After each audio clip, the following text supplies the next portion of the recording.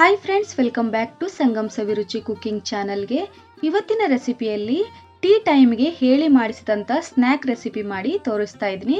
Stuffed masala bread recipe. Friends, ವಿಡಿಯೋನ ಎಲ್ಲೂ skip ಮಾಡದೆ ಕೊನೆವರೆಗೂ ನೋಡಿ ಸಪೋರ್ಟ್ ಮಾಡಿ. ಫ್ರೆಂಡ್ಸ್, ಇಲ್ಲಿ ನಾನು 2 ಆಲೂಗಡ್ಡೆನ ಕುದಿಸಿ ತಗೊಂಡಿದ್ದೀನಿ. ಇವಾಗ ಸ್ಮ್ಯಾಶ್ ಮಾಡ್ಕೊಳ್ಬೇಕು. ಸ್ವಲ್ಪನೂ ಗಂಟಿರಬಾರ್ದು, ಆ ರೀತಿ ಮೆತ್ತಗೆ ಸ್ಮ್ಯಾಶ್ ಮಾಡ್ಕೊಳ್ಬೇಕು. ನೋಡಿ, ಈ ರೀತಿ ಮಾಡಿ ತಗೊಳ್ತೀನಿ. ಫ್ರೆಂಡ್ಸ್, ಇದಕ್ಕೆ ನಾನು 1 ಸ್ಪೂನು ಮ್ಯಾಂಗೋ ಪೌಡರ್ ಹಾಕ್ಕೊಳ್ತಾ ಇದ್ದೀನಿ, ಆಮ್ಚೂರ್ ಪೌಡರ್. ಇಲ್ಲಿ ನಾನು 2 ಈರುಳ್ಳಿನ ಚಿಕ್ಕದಾಗಿ ಕಟ್ ಮಾಡಿ ಹಾಕ್ಕೊಳ್ತಾ ಇದ್ದೀನಿ. ಅರ್ಧ ಇಲ್ಲಿ ಹಾಕ್ಕೊಳ್ತಾ ಇದ್ದೀನಿ, ಅರ್ಧ ತೆಗೆದಿಡ್ತಾ ಇದ್ದೀನಿ. ಅರ್ಧ ಸ್ಪೂನು ಜೀರಿಗೆ ಹಾಕ್ಕೊಳ್ತಾ ಇದ್ದೀನಿ. 2 ಹಸಿಮೆಣಸಿನಕಾಯಿ ಕಟ್ ಮಾಡಿ ಹಾಕ್ಕೊಳ್ತಾ ಇದ್ದೀನಿ. ಕೊತ್ತಂಬರಿ ಸೊಪ್ಪು, ರುಚಿಗೆ ತಕ್ಕಷ್ಟು ಉಪ್ಪನ್ನು ಹಾಕ್ಕೊಳ್ತಾ ಇದ್ದೀನಿ. ಸ್ವಲ್ಪ ಅರಿಶಿನ ಹಾಕ್ಕೊಳ್ತಾ ಇದ್ದೀನಿ. ಇವಾಗ ಕೈಯಿಂದ ಚೆನ್ನಾಗಿ ಮಿಕ್ಸ್ ಮಾಡ್ಕೊಳ್ಬೇಕು.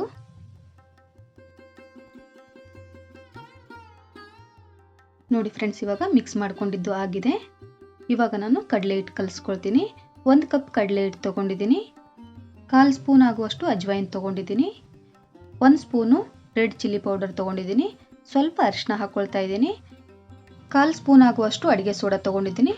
ಸ್ವಲ್ಪ ಉಪ್ಪನ್ನು ಹಾಕ್ಕೊಳ್ತಾ ಇದ್ದೀನಿ. ಇವಾಗ ಡ್ರೈ ಮಿಕ್ಸ್ ಮಾಡ್ಕೊಳ್ಬೇಕು. ಫ್ರೆಂಡ್ಸ್, ಇವಾಗ ನೋಡಿ ಮಿಕ್ಸ್ ಮಾಡ್ಕೊಂಡಿದ್ದು ಆಗಿದೆ. ಇವಾಗ ನೀರು ಸೇರಿಸಿ ಮಿಕ್ಸ್ ಮಾಡ್ಕೊಳ್ತೀನಿ. ಗಟ್ಟಿಯಾಗಿ ಇರಬಾರ್ದು ಫ್ರೆಂಡ್ಸ್, ಸ್ವಲ್ಪ ದೋಸೆ ಹಿಟ್ಟಿನ ಹದಕ್ಕೆ ನಾವು ಕಲಿಸ್ಕೊಳ್ಬೇಕು. ನೋಡಿ ಫ್ರೆಂಡ್ಸ್, ಇವಾಗ ಮಿಕ್ಸ್ ಮಾಡ್ಕೊಂಡಿದ್ದು ಆಗಿದೆ. ಫ್ರೆಂಡ್ಸ್, ಇಲ್ಲಿ ನಾನು 4 ಬ್ರೆಡ್ ಸ್ಲೈಸ್ ತೊಗೊಂಡಿದ್ದೀನಿ. ಈ ರೀತಿ ನಾವು ಸೈಡ್ಗೆ ಕಟ್ ಮಾಡ್ಕೊಳ್ಬೋದು, ಇಲ್ಲಾಂದರೆ ಹಾಗೇನೂ ಮಾಡ್ಕೊಳ್ಬೋದು. ನಾನು ಕಟ್ ಮಾಡ್ಕೊಳ್ತಾ ಇಲ್ಲ, ಹಾಗೆ ಮಾಡ್ಕೊಳ್ತಾ ಇದ್ದೀನಿ. ಇಲ್ಲಿ ನಾನು ಗ್ರೀನ್ ಚಿಲ್ಲಿ ಸಾಸ್ ತೊಗೊಂಡಿದ್ದೀನಿ. ನೀವು ಬೇಕಾದರೆ ಗ್ರೀನ್ ಚಿಲ್ಲಿ ಚಟ್ನಿ ಹಚ್ಕೊಳ್ಬೋದು, ಇಲ್ಲಾಂದರೆ ಟೊಮೆಟೊ ಸಾಸ್ ಹಚ್ಕೊಳ್ಬೋದು. ಫ್ರೆಂಡ್ಸ್, ನೋಡಿ ಈ ರೀತಿ ನಾವು ಚಿಲ್ಲಿ ಸಾಸನ್ನು ಹಚ್ಕೋಬೇಕು. ನೋಡಿ, 2 ಬ್ರೆಡ್ ಸ್ಲೈಸಿಗೆ ಹಚ್ಚಿ ತಗೊಂಡಿದ್ದೀನಿ. ಇವಾಗ ಆಲೂಗಡ್ಡೆ ಸ್ಟಫಿಂಗ್ನ ತುಂಬಿಕೊಳ್ಬೇಕು. 1 ಬ್ರೆಡ್ ಮೇಲೆ ಅಷ್ಟೇ ತುಂಬಿಕೊಳ್ಬೇಕು. ಫ್ರೆಂಡ್ಸ್, ಇಲ್ಲಿ ನಾನು 3 ಸ್ಪೂನ್ ಆಗುವಷ್ಟು ಸ್ಟಫಿಂಗ್ನ ತುಂಬಿಕೊಂಡಿದ್ದೀನಿ. ಈ ರೀತಿ ದಪ್ಪದಾಗಿ ತುಂಬಿದರೆ ನಮಗೆ ತಿನ್ನುವಾಗ ಚೆನ್ನಾಗಿ ಬಾಯಿಗೆ ಸಿಗತ್ತೆ. ಫ್ರೆಂಡ್ಸ್, ಇನ್ನೊಂದು ಬ್ರೆಡ್ಡನ್ನು ಈ ರೀತಿ ಮೇಲೆ ಕವರ್ ಮಾಡ್ಕೊಳ್ಬೇಕು. ನೋಡಿ, ಈ ರೀತಿ ಕವರ್ ಮಾಡಿಕೊಂಡು ಮಧ್ಯದಲ್ಲಿ ಕಟ್ ಮಾಡ್ಕೊಳ್ಬೇಕು. ನೋಡಿ, ಈ ರೀತಿ ಕಟ್ ಮಾಡಿ ತಗೊಂಡಿದ್ದೀನಿ. ನೋಡಿ, ಒಳಗಡೆ ಸ್ಟಫಿಂಗ್ ಹೆಂಗೆ ಕಾಣ್ತಾ ಇದೆ. ಇಲ್ಲಿ ಎಣ್ಣೆ ಕೂಡ ಬಿಸಿಯಾಗಿದೆ. ಇವಾಗ ನಾನು ಸ್ಟಫಿಂಗ್ ಮಾಡ್ಕೊಂಡಿದ್ದ ಬ್ರೆಡ್ಡನ್ನು ಈ ರೀತಿ ಕಡಲೆ ಹಿಟ್ಟಲ್ಲಿ ಎದ್ದಿ ಎಣ್ಣೆಯಲ್ಲಿ ಫ್ರೈ ಮಾಡ್ಕೊಳ್ತೀನಿ. ನೋಡಿ, ಈ ರೀತಿ. ನೋಡಿ, ಇವಾಗ ಎಣ್ಣೆಯಲ್ಲಿ ಬಿಡ್ತೀನಿ. ಎಣ್ಣೆಯಲ್ಲಿ ಬಿಡುವಾಗ ಸ್ವಲ್ಪ ಹುಷಾರಾಗಿ ಬಿಡಿ, ಕೈಗೆ ಎಣ್ಣೆ ಸಿಡಿಯುತ್ತೆ. ನೋಡಿ, ಇವಾಗ ತಿರುಗಿಸಿ ಹಾಕ್ಕೊಳ್ತಾ ಇದ್ದೀನಿ.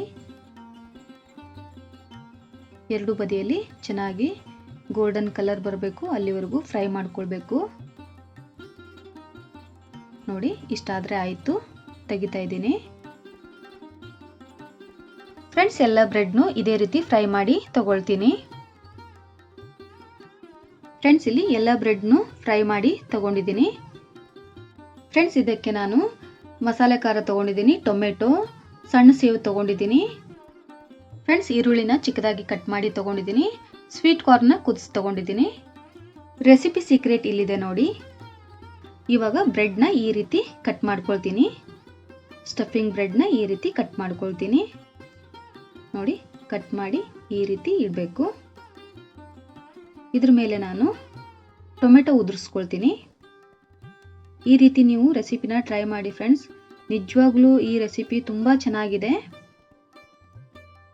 ಈ ರೀತಿ ಟೊಮೆಟೊ ಉದುರಿಸಿದ್ದಾದ್ಮೇಲೆ ಈರುಳ್ಳಿನ ಹಾಕ್ಕೊಳ್ಬೇಕು.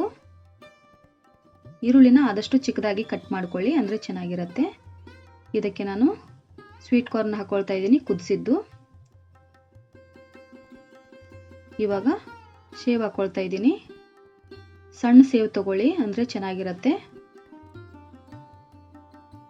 ನೋಡಿ, ಇವಾಗ ಇದಕ್ಕೆ ಮೇಲೆ ಸ್ವಲ್ಪ ಮಸಾಲೆ ಖಾರ ಉದುರಿಸ್ಕೊಳ್ತಾ ಇದ್ದೀನಿ.